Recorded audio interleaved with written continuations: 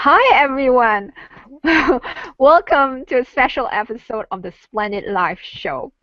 My guest today is Fiona Truman. She is an international EFT trainer. EFT stands for Emotional Freedom Technique, and a picture tapping technique trainer. She's also a Matrix Reimprinting practitioner and has recently developed her own technique, the MindMap Tapping Process, which she uses to find those hidden subconscious programs that cause us problems as adults. She strongly believes that if emotional freedom techniques were taught to children, there would be far fewer adults with problems. This is why she's such a passionate advocate of the picture tapping technique, which we'll learn more about today. While it works on children of all ages, it's exceptionally good with our little ones, and that's why she became the first authorized trainer in this powerful and effective technique in 2010, and has since provided courses in the United States and Europe, as well as in the home territory of the United Kingdom. So I'd like to welcome Fiona Truman. Thank you, Teaming. Thank you for the opportunity. You're welcome. So I'm going to put you on screen because just now I had a little glitch there, but now you're on screen. Thank you. So can you tell us a little bit about your journey to discover this emotional freedom technique? Because it's a new thing for a lot of people. So Yes, my journey started about 7, 8 years ago. I was working as an accountant, but I had severe physical problems. I had 5 herniated discs in my spine. I was popping painkillers like you wouldn't believe. I used to walk with a cane, and it kind of took the joy out of life. And the real sort of kick for me came when I realised I was addicted to the painkillers, the opiate-based painkillers that I was taking. And I went to the doctors and I went, help, I think I'm addicted. And he just shrugged his shoulders and said, well, what's the alternative? Wow. And I thought, I don't want to be an addict. There must be an alternative. So I started looking, and I was following a link for natural pain relief on the internet one day, and I saw something that mentioned EFT. So I followed it, and I started looking at it, and I thought, that sounds very weird. But I was desperate, so I tried it, and I am very, very, very glad that I did. I just went straight to a training course. Come and learn how to do this for yourself. So, okay. So I went along the 3 days and sat there. I had trouble sitting in the chairs. To sit for 3 days like that was difficult. And at the end of the weekend, I thought, I still think it's weird. But I can see that it works. So I carried on with it, and I became a practitioner myself. And I sort of looked at my clients and I thought, well, how come they're getting better more quickly than I am? And I thought it's because I don't know what I should be tapping on, because I want to say here, I have heard of many cases where people have said, oh yeah, I tried EFT, it didn't work for me. And then I say, what did you do? How did you try it? And they say, oh, well, I went online and I found a script. A script for, insomnia or smoking or weight loss or whatever. And I followed it and it didn't work. But that's because tapping scripts can be very helpful as a starting point for some people, but if it isn't getting to the root cause for your issue, it's like acupuncture. You don't just stick needles in anywhere, do you? You have to stick them in the right place. So if you're not tapping on the right emotional issue for you, it's not going to do you any harm at all. It may help you feel a little bit better, but it's not going to be as successful as it would be if you actually, tapped on what it really means for you. Anyway, this started me off thinking, well, if you don't know what it is, if you just know that there's something there, but you're not quite sure what, how do you find it? Yeah. Because clients will come to you and, they'll say, oh, my mother. Oh. And we're human beings, we're complex beings. We can hold drastically opposing emotions all at the same time, and lots of them. Because we love our mother dearly. But she also drives us up the wall, makes us frustrated, makes us, all these things. That's what being human is all about. And picture tapping is very, very good for those bigger picture things. And it helps you get specific. That was what first attracted me to it. And I loved it. It was very useful for me. Very useful. I got to some stuff that, I'd been looking for with my, sort of generic tapping, even though I know there's something there and I don't know what it is, I found it with the picture tapping. Brilliant. I was hooked. I thought, this is wonderful. And we say it works on kids of all ages. And it really does. It's a combination of art therapy and the EFT tapping. Now, tapping really is very, very good. EFT tapping. It changed my life. It will change yours as well. It's as simple as that.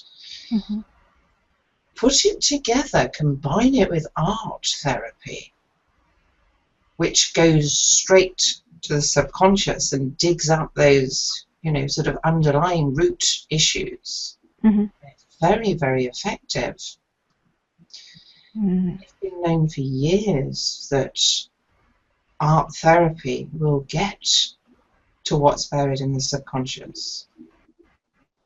So we find the language of the conscious.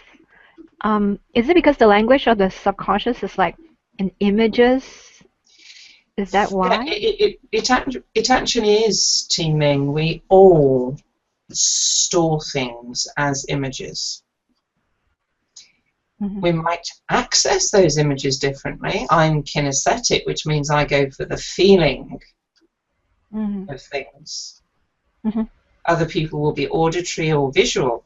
But the great thing about the picture tapping is even if you're accessing root or route, as you say in America, is not visual, it doesn't matter. I can't see pictures. I'm not visual at all. When I close my eyes, I see nothing. I can't bring up any pictures no matter how hard I try. So people say to me, well, can you still do picture tapping? Oh, yes. Oh, yes, you can. Okay. I do love to tell one story, which, if I may, I'll tell now.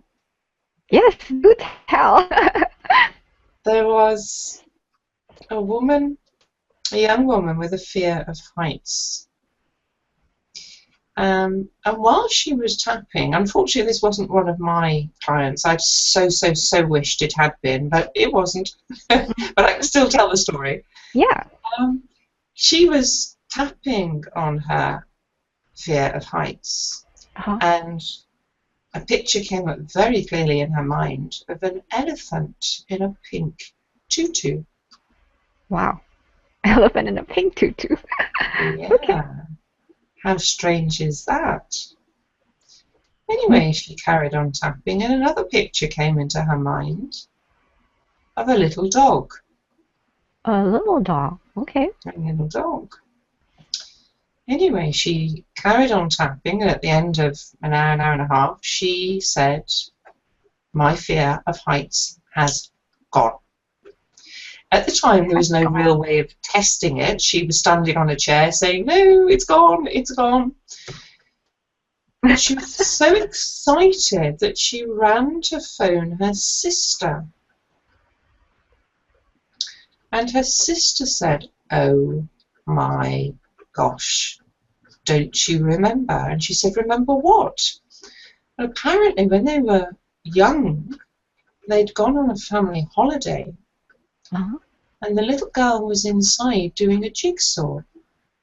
Now, as she was a little girl, the picture on the jigsaw was appropriate for her age, and it was a cartoon picture of an elephant in a pink tutu. Oh. The little dog came running in, grabbed one of the pieces, ran off with it. The little girl chased the dog into the barn. Now, at the time, Father was up a ladder in the barn. The noise startled him, and he fell off the ladder, and he hurt his back quite badly. Wow. And nobody had ever realized that her fear of heights had started at that time. Now, as you say, teaming, the subconscious stores everything as images. She had an image of an elephant in a pink tutu. She had an image of a little dog. Because the subconscious knew exactly what was stored at that time. Now, when we look back as adults, we are never going to find the logical connection, are we? Yeah. Yeah, we don't consciously remember it. No. Yeah. If her sister had not recalled that and been able to tell her, that young woman would never have known why tapping on an elephant in a pink tutu cured her fear of heights. I know. Yeah. But this is what I love about picture tapping, because somebody can draw their own elephant in a pink tutu. And we can tap. We tap on the drawing, not on the emotion. Okay. Tap on the drawing. Yeah, just literally what is drawn on that page. But by tapping on somebody's own individual equivalent of the elephant in a pink tutu, we're reaching where it's stored in the subconscious. We're taking the negative charge away from it, and we're dealing with the issue. But sometimes the client never consciously knows what they've worked on. You can clear an issue without the client ever having to bring, because it might have been very traumatic, you know, without ever having to bring this trauma back into consciousness. Yeah. We actually quite like that. Yeah, without reliving, you know, traumatic incidences. Yeah, that's great. Yes. Yeah. And I've been doing it. I mean, I loved it, as I say. I know it helped me. So I just took to it like a duck to water, and became a trainer in it. You know, oh, you've got to try this. This is absolutely brilliant. And you know, most people who try it go, "Oh my gosh, yes, it is." So then I started working with children. And it wasn't something I set out to do, teaming. But working with children is so easy compared to adults. Is it because they have less problems? Obviously, yes, because by the time we get to, you know, we're adults, we have accumulated a lot more. But I always say that to a small child, the loss of a teddy is as big as the loss of a kingdom to a king. It really is. And so many times when we're working with adults, this is what it goes back to. It's going back to these early patterns, these early beliefs as they're formed. The Jesuits say, give me the child until he was 7, and I will give you the man. There's a reason for that. Because we have different brainwave patterns. From, birth to 2 years old, in adults we'd probably be asleep if we had the same brainwave patterns, and then from sort of 2 till 6, 7, we're just little sponges. We soak up everything we see and hear. So I'm just going to say here, parents, your children will do what you do, not what you say. Yeah. So, yeah, everything is just soaked up. Because of that, though, it's very easy to find something and say, no, that's not right, relearn. And they go, okay. Because they learn something and you say, no, it's this, and they just update it. Because we go through periods of life when our brains are forming the networks, forming the pathways and all these patterns. And we go through periods where they're all cut if they're not used. So, for example, if you get a child prodigy who's absolutely brilliant at, for example, playing the piano, and then at the age of 13, 14, this young lad discovers girls or football and starts practicing. At the age of 19, he might think, oh, well, I was stupid, I want to go back to playing the piano again. And the brain has looked and gone, you're not using it, let's cut them all. Fascinating, isn't it, the brain? Absolutely fascinating. Anyway, going back to the children. They are so, so easy. You do the picture tapping with them, and they just look at you and they go, yeah, gone. Wow. And you test, you check, and you say, okay, and no, it's gone. Really? But yes, it is that easy. Wow. Not always, not in every case, but shall I give you some examples, Teaming? Yeah, that'd be great. Yeah, definitely. Okay. Well, one time, I'd met up with a friend, and we'd actually, you know how it is when you're trying to meet people when you're busy, we'd met up in a hotel to have a cup of coffee. She'd just picked her child up from school, and we met there for coffee. And we were sitting there, and mother said to her little boy, how did you get on at school today? And suddenly, little boy won't make eye contact. Oh. And she said, did something happen at school today? Excuse me. Thanks. And he went, Oh. and she said, let's call him Peter.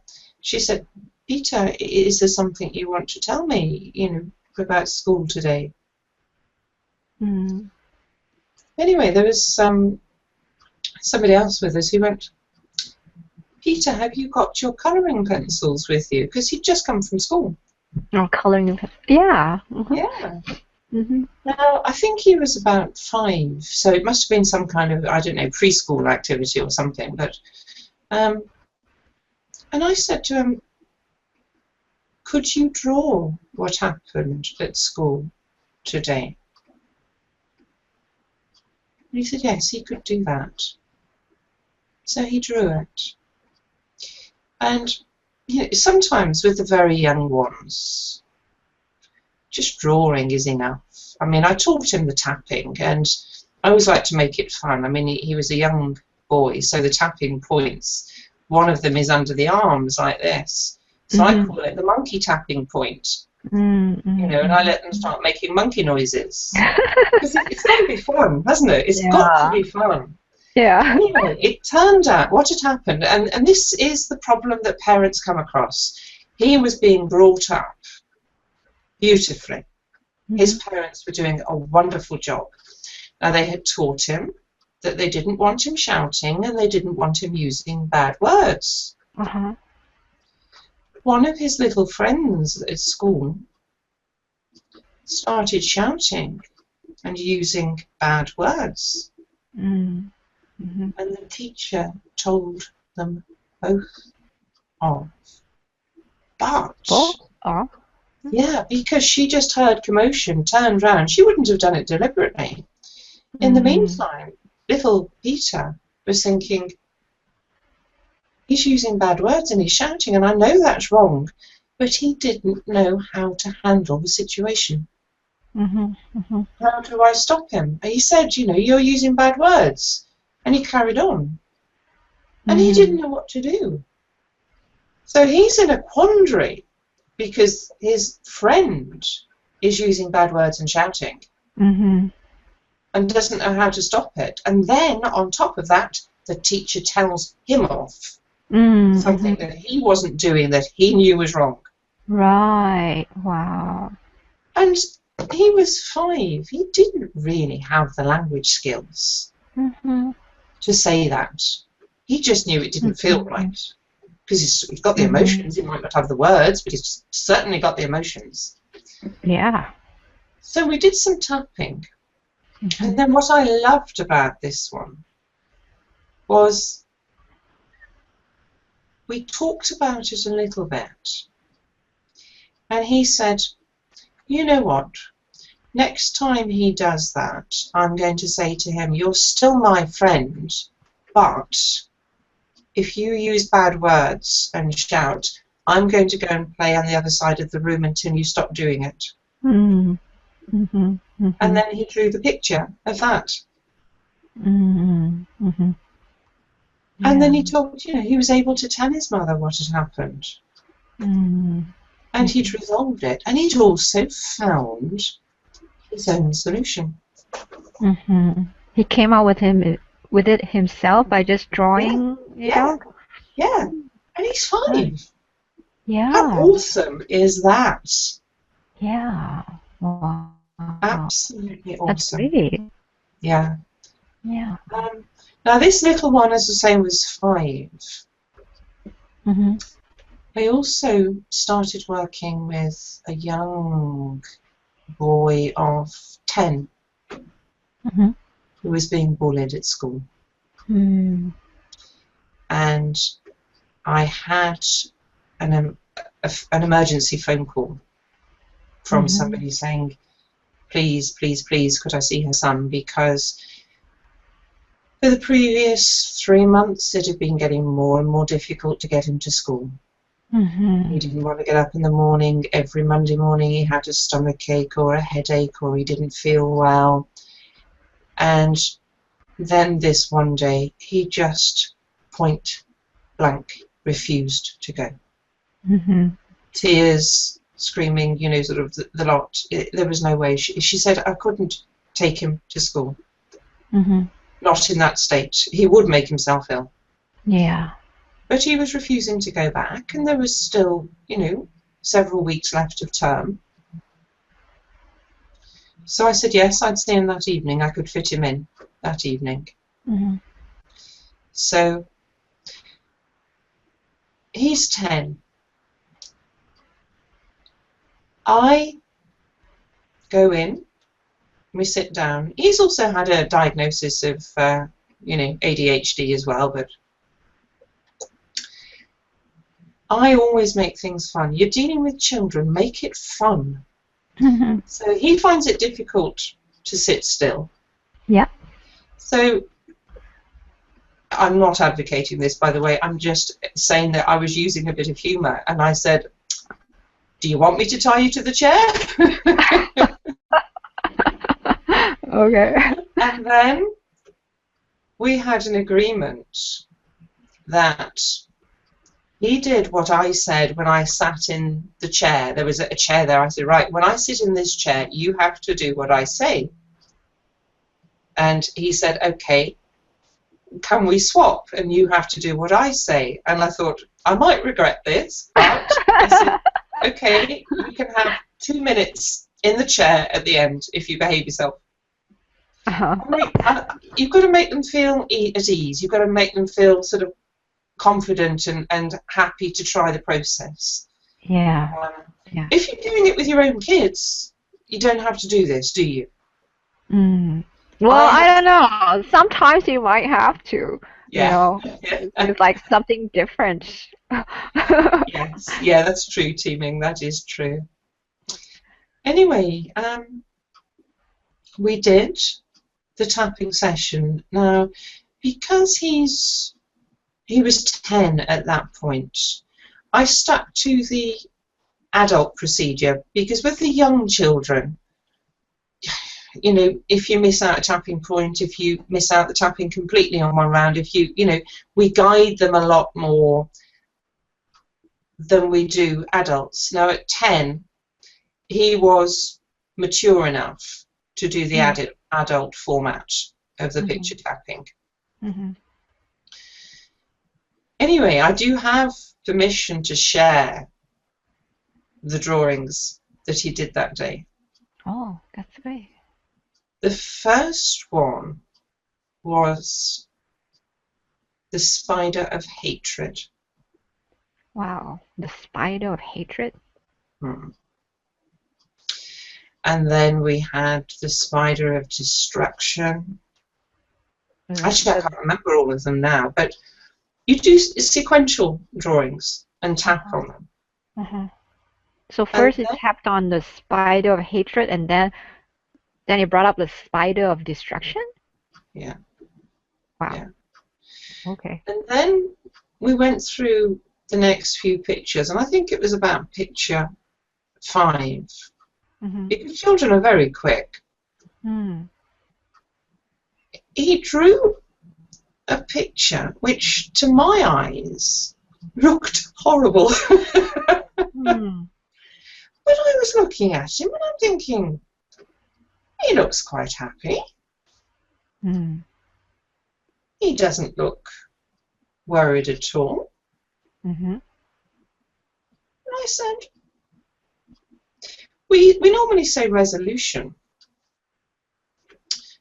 for when the issue has been cleared. So I can't remember what wording I used with him as a 10-year-old.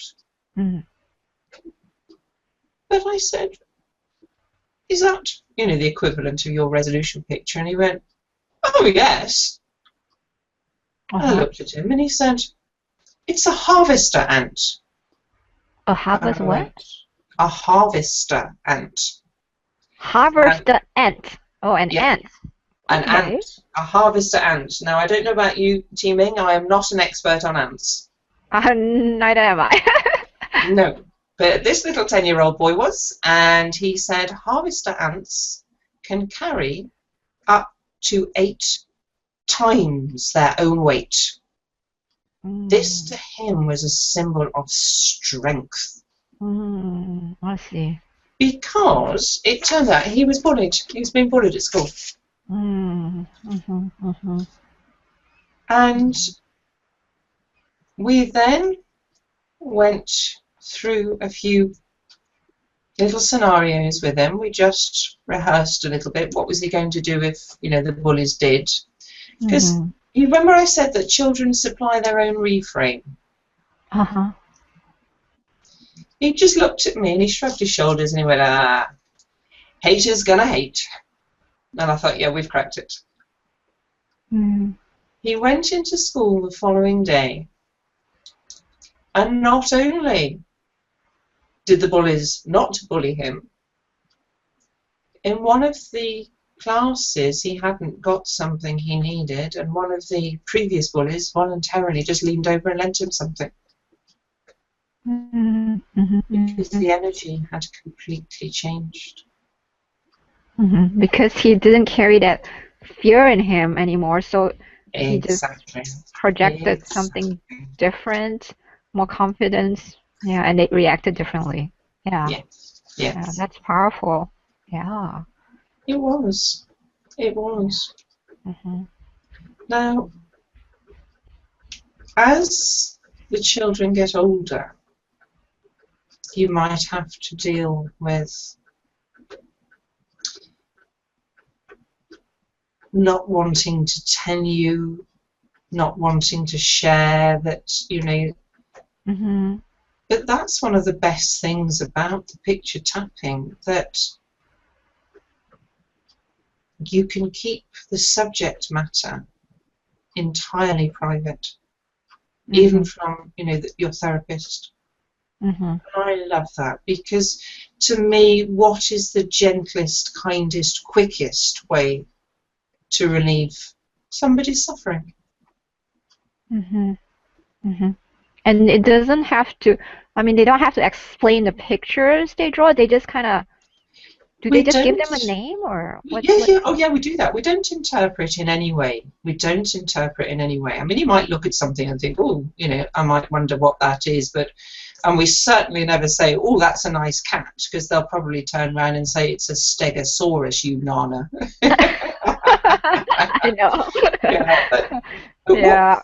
what we do is we say to somebody, so, you know, if a child is old enough to hold a crayon, they're old enough to do this. But once they get to this age, you know, we would use the normal picture tapping technique.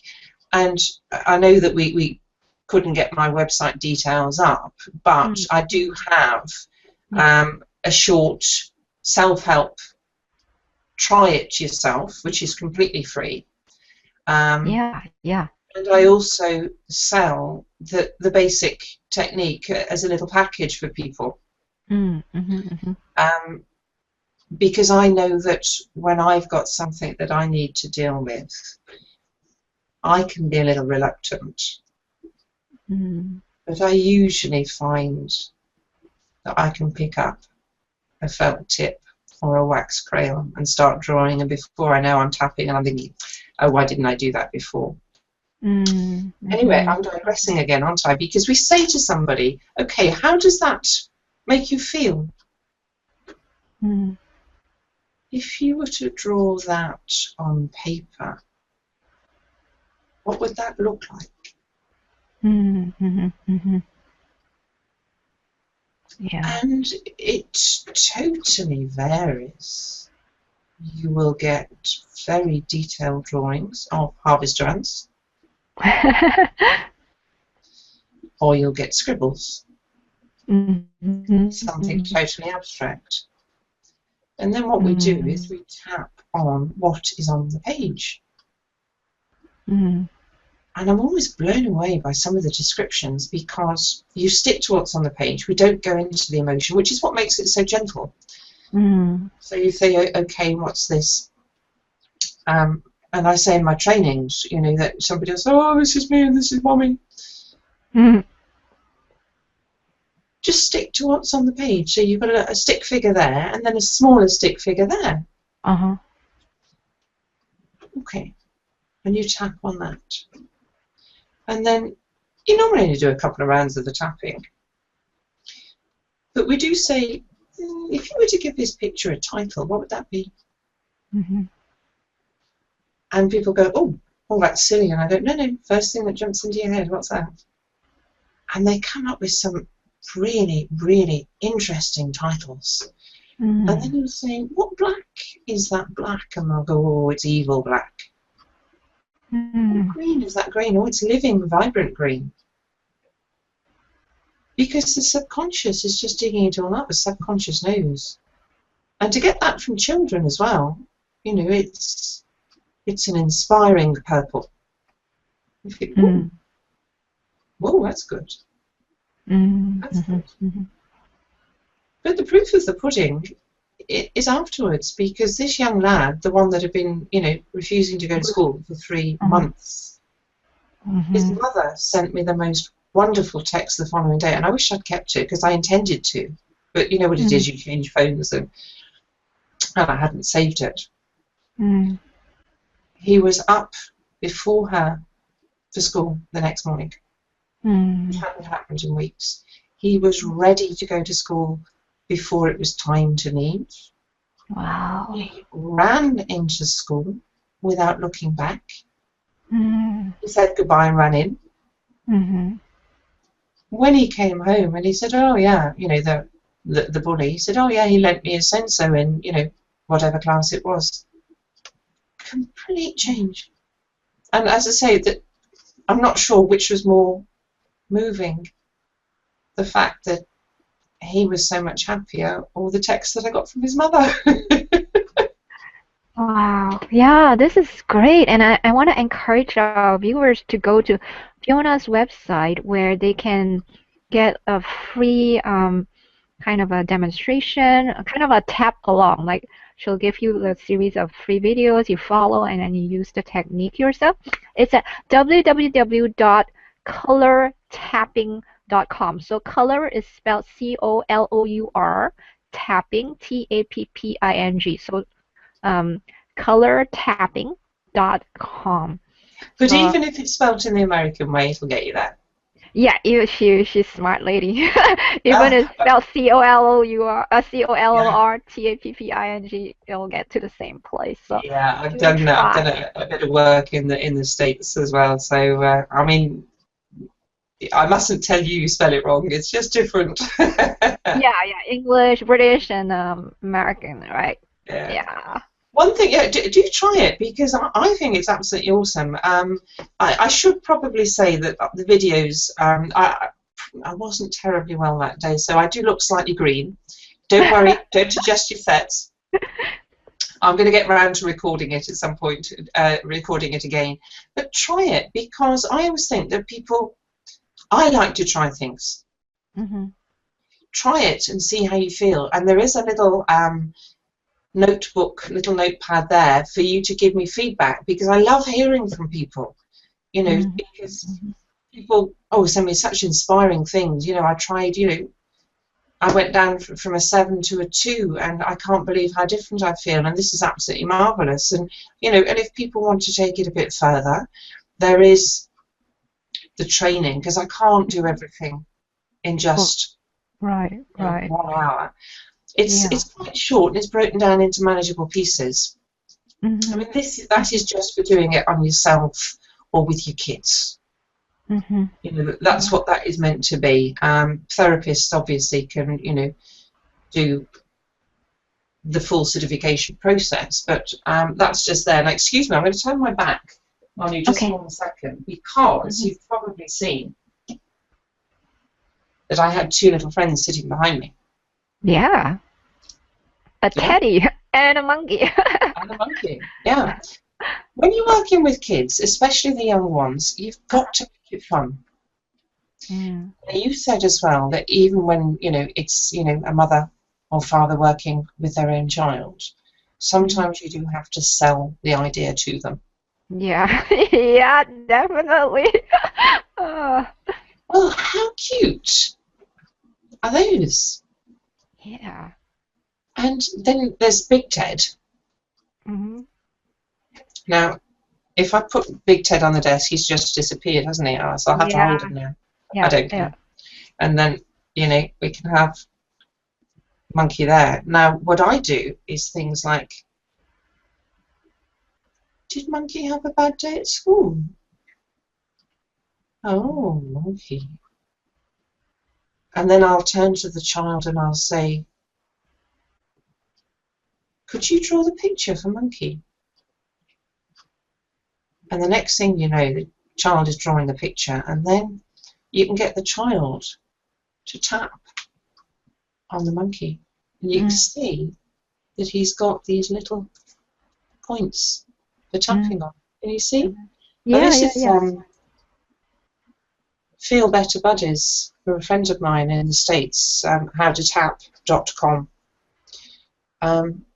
This one was from a lovely lady called Linda Wood, Magic Buttons Bears.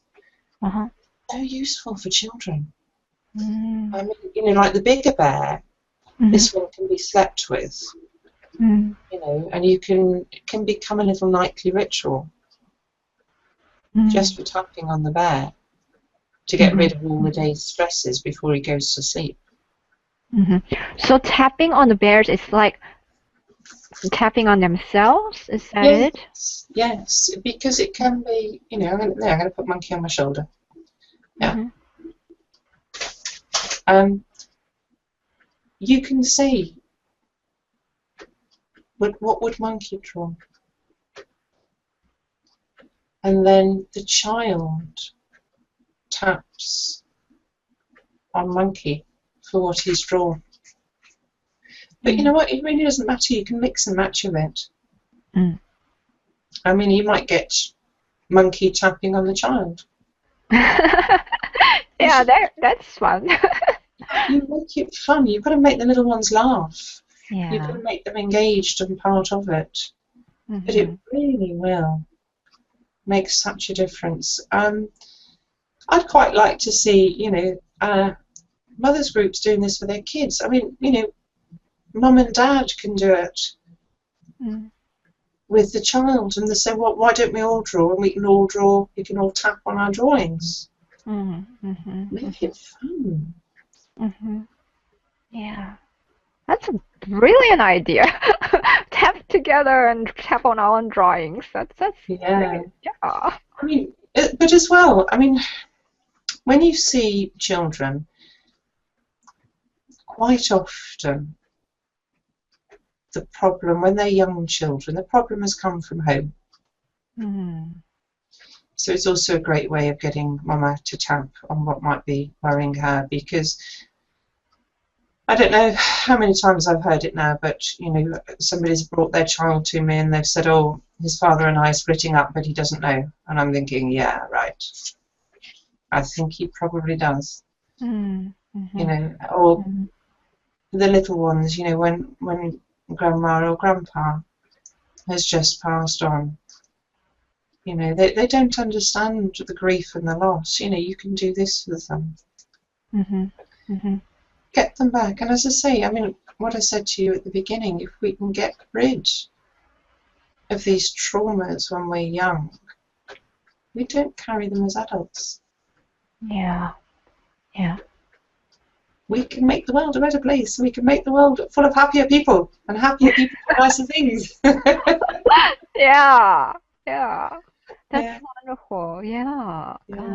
Oh, I will just share with you, because I didn't finish the story, and you'll have people contact you saying, what happened with the boy when he got his chance to sit in the chair? Yeah, what happened? His parents were in the next room,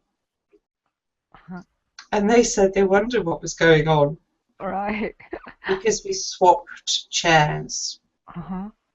And he sat in the command chair, and I had to do what I was told. But in the room there was a big soft ball, you know, a fabric ball, material ball, soft one. And when he threw it at me and told me to be a sea lion. Oh, wow. And actually, I do a pretty good impression of a sea lion. Yeah. Okay. Which I did. But you know, what is the important thing here? The important thing is that that young lad went into school the following day as though the previous 3 months had never happened. Yeah. Wow. That's why a miracle. But that is why I do it. And I mean, I could share loads of success stories, you know, that I've got with adults, because the ones that we talk about are our successes. You know, they're the memorable ones, the ones where, you know, in half an hour we cleared something that people have been carrying all their lives. They do happen, of course they do, but most of them take more work and take some, you know, several sessions, etc., etc. But with children, you can get these results. You can get these fantastically quick results. How about teens? I mean, Fiona, have you worked with teens? Because they're kind of different from kids, you know. Oh yes, yeah, they are. Teens are a breed apart. It's a wonder that, you know, we were all teenagers at one time, weren't we? Yeah, well, I have 2 teenagers. Oh, yes. Yeah. Well, we all grow out of it. Teenage years are very, very difficult. I make the decision based on who's in front of me teaming. Because some teenagers, I just think, you know what, you're pretty well an adult. You've got a foot into the adult world. Just do it the adult way, which is not that different really from doing it with children. It's just with children, it really doesn't matter if you miss half of it out. With children, with young children, we guide, whereas we don't with adults. With a child, we might say something like, you know, especially someone who's brought a child in to see me for the first time, I might say something like, draw a picture of the whole family, including yourself, with everybody doing something. And you might get a few clues there, like, you know, father's on the computer, he doesn't talk, and mum's doing something else, or mum's shouting, or whatever. You know, you get clues as to what you need to work on. But teenagers, nearly always I would just use the adult version. And as I say, the child version is just more guided, more, you know, we lead the session a lot more than we do with adults. So, yeah, it works just as well. I've worked with, you know, sort of 15-year-olds. I think we probably all go through the same, you know, issues at that age, don't we? There's the peer pressure, there's, you know, what do other people think of us not being good enough, pressure of exams, and, you know, it's all about what other people think of us, isn't it? At that age. Or actually sometimes like when we think we're not enough, or we're just not doing things right, we're not never good enough, that kind of a thing. That's, I think it's a very big issue. Oh, definitely, definitely. And that's part of the pressure, isn't it? That, you know, sort of what do other people think of us? Well, you're not good enough at this, you're not as good as, you know, you should be better at, you know, you should be prettier, you should be taller, you should be smarter, you should be... And there's just so much pressure, isn't there? Yeah, yeah. And it really does help to draw this. And we always say the same thing. How does it make you feel? If you were to draw that, what would it look like on paper? And the number of times I get my black and my red pens Broken is quite interesting. Wow. Yeah. Color, yeah. And sometimes you get a few tears and whatever, but it doesn't matter, because by the end of it, they're back. And they're happy and they're ready to go out and face the world again. Yeah. Yeah. Wow. This is just awesome. Yeah. I'm going to try this with my teenagers. Because they don't want to tell you. No, they don't have to. This is the great thing. Yeah, because, I mean, that's just, what? You know, teenagers are quite able to talk amongst themselves, aren't they? But when it comes to talking to the parent, it... Try it. It's absolutely brilliant for dealing with something that doesn't want to be spoken or can't be spoken. It's very good for dealing, if you're working with someone who's perhaps a different language, like British English and American English. Not that different. How much Chinese? Some of the differences were quite interesting, but no, I'm joking. But you know, it bypasses all that. You don't need to think about it. It can just be drawn. You don't have to interpret. You just work with, because their subconscious knows what they're doing. If they draw a picture of an elephant and a pig tutu, you think bingo. But this is what's happening with the drawing. And what I like about it, teaming, is, you remember I said earlier, you know, sometimes I've had something happen to me and I'm thinking, and I know I should tap. And I think my inner teenager may be coming out, because I think, I don't want to tap on it. And I do actually keep some crayons by the side of my chair. and I sit in the chair, and if I can just reach out and grab and just start drawing, I've started and I've dealt with it. And that's another thing that I like about it, that it's so good for self-help. It makes it much easier. You don't have to face up to it. You don't have to speak it. You can just do it. Yeah. Wow. I think I'm going to like be carrying crayons and paper in my handbag now. I thought those days were over, but you know, might just put them back again. Try it. As I say, people can go to the website because, you know, yeah, of course you want to have a little go, see what it's like, to see if it's for you. Go to the website, try it, and if people, you know, want to take it any further, they can contact me on there. There's the online program that teaches the basics of how to do it. It's wonderful. I do this teaming. I mean, I know everybody says it, but you know, I am genuine. I do it because it helped me so much, and then I saw how much it helped other people. And it's so easy. Yeah. So was that how you dealt with your herniated disc? Oh, yes. There was some emotional stuff in my past that I'd blocked because a small child who does not have a way of coping with something, they have no coping skills. They cannot deal with it. They are a child. Right. One of the best ways of dealing with it is to say it never happened.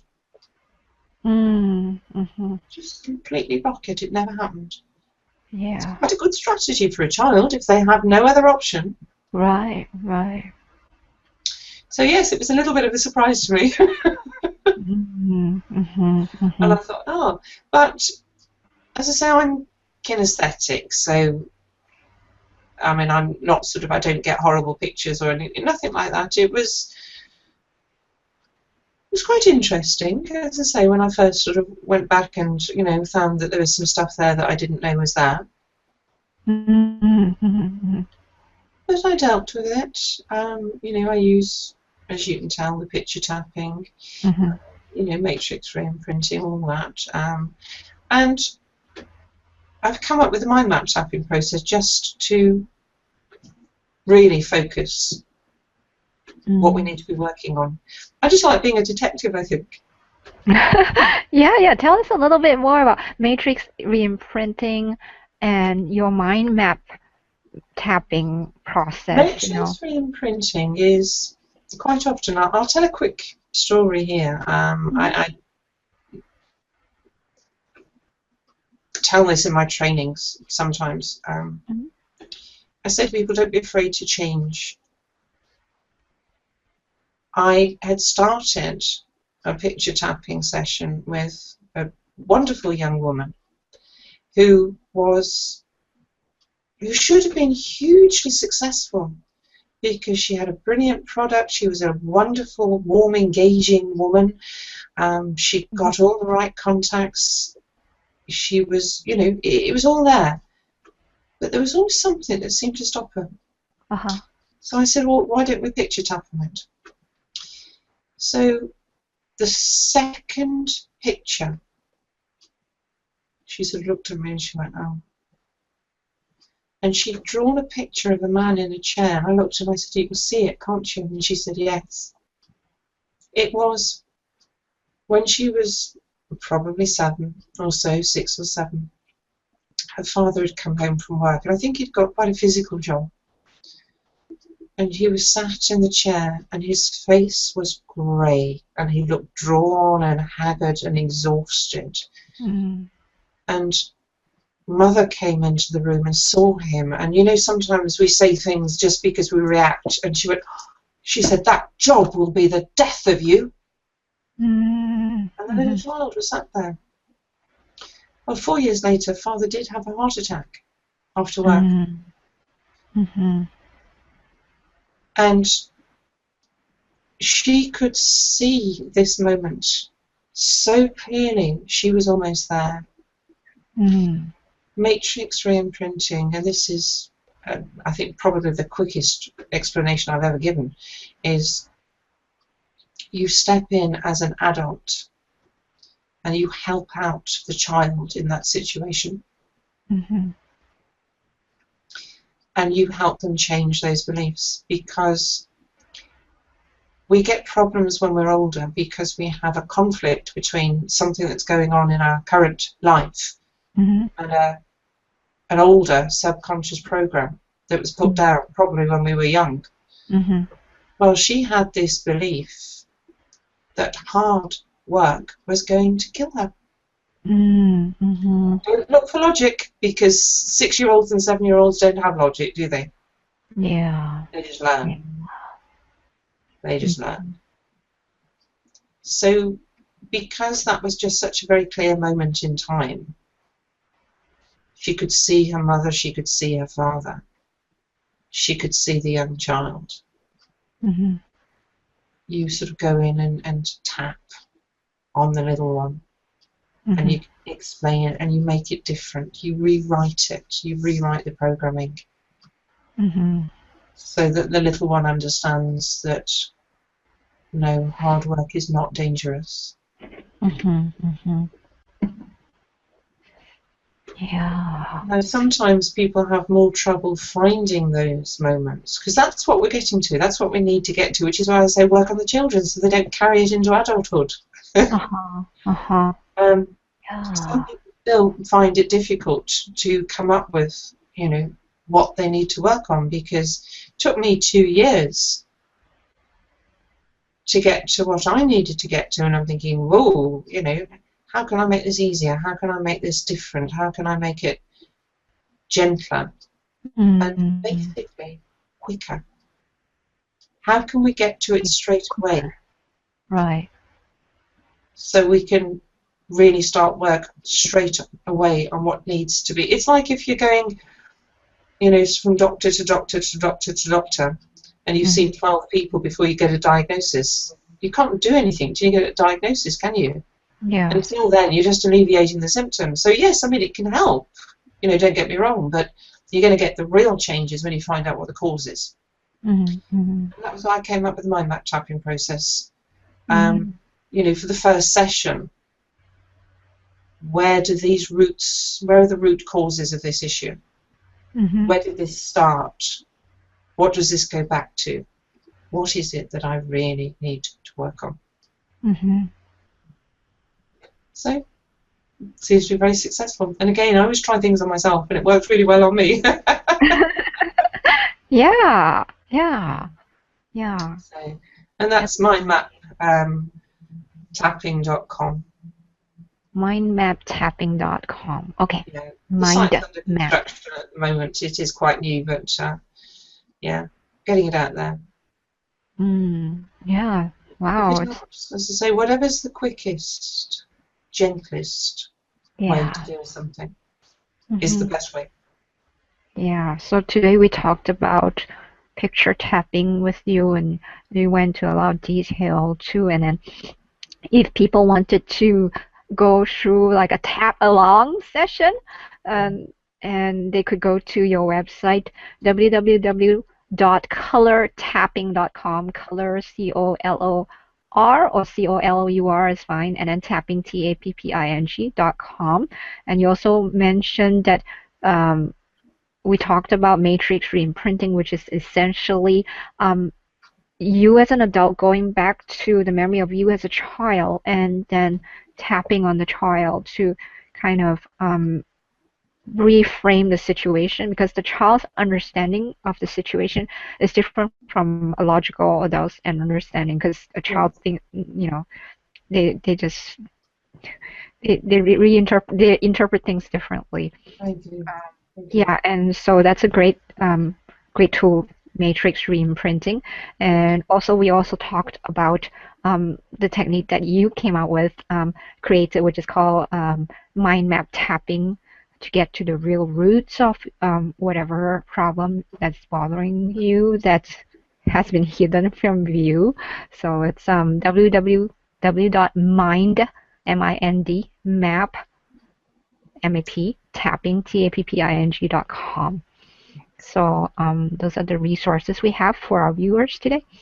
And I'd like to thank Fiona for all this wonderful, like life-changing techniques here. And so, yeah, thank you so much, Fiona. Thank you, Teaming. Thank you. Let's just get it out there because it changes lives. I mean, it really does.